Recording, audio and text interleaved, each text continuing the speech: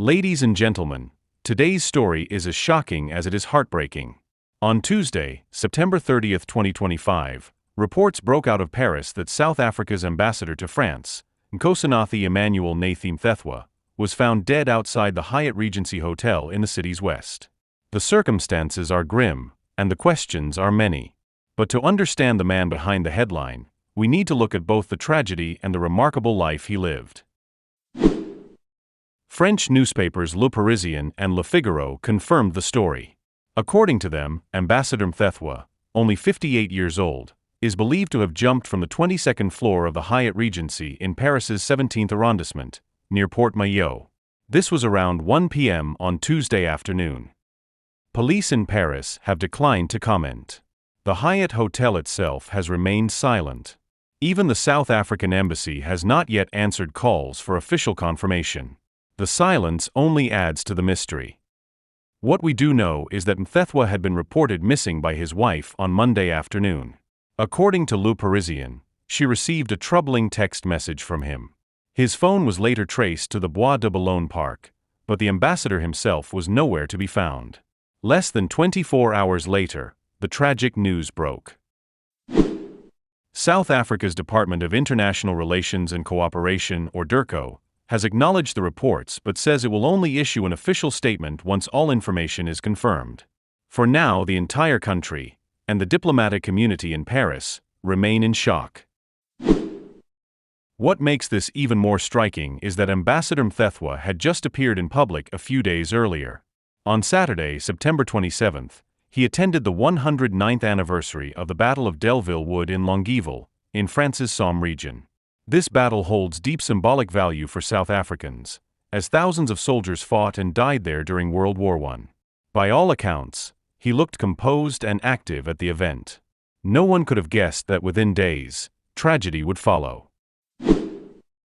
But who exactly was Nathi Mthethwa?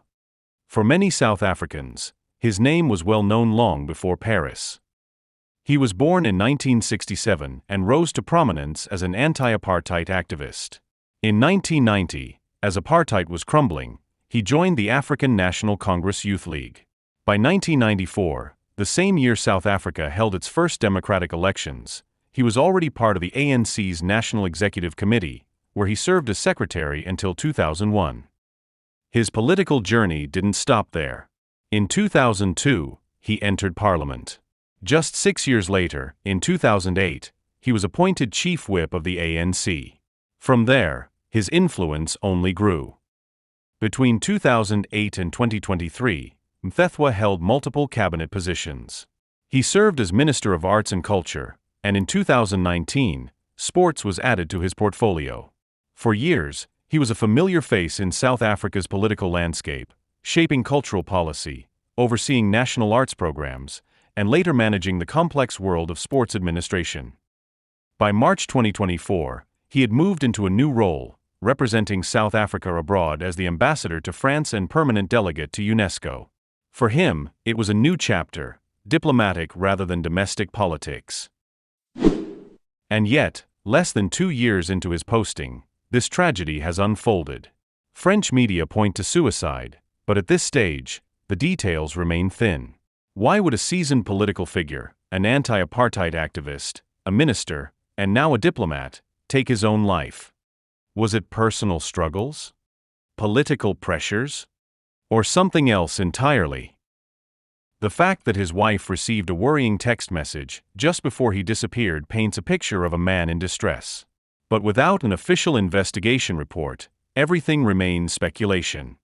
The death of an ambassador abroad is no small matter. Diplomats serve not just as political representatives, but as symbols of their nation. For South Africa, this loss is significant. It also raises questions about the mental health struggles that leaders may face in silence. Behind the titles, behind the ceremonies, they are human beings, vulnerable to the same pressures and struggles as anyone else. Nathi Mthethwa's story is not just about how he died, it's about how he lived. From fighting apartheid as a youth activist, to shaping South African culture as a minister, to representing his country on the world stage in Paris, his career spanned the most transformative decades of South Africa's history. And now, with his sudden passing, his legacy will be debated, remembered, and written into the chapters of his nation's political life. For now, we wait for official confirmation and details from South Africa's government and French authorities. But one thing is certain: this is a tragic moment, not just for his family, but for South Africa, and for the diplomatic community at large. What do you think about this story? Could there be more behind his sudden death? Was this an assassination, murder, or suicide? Drop your thoughts in the comments below. And if you found this video informative, make sure to hit like, subscribe, and turn on notifications so you don't miss our deep dives into global events.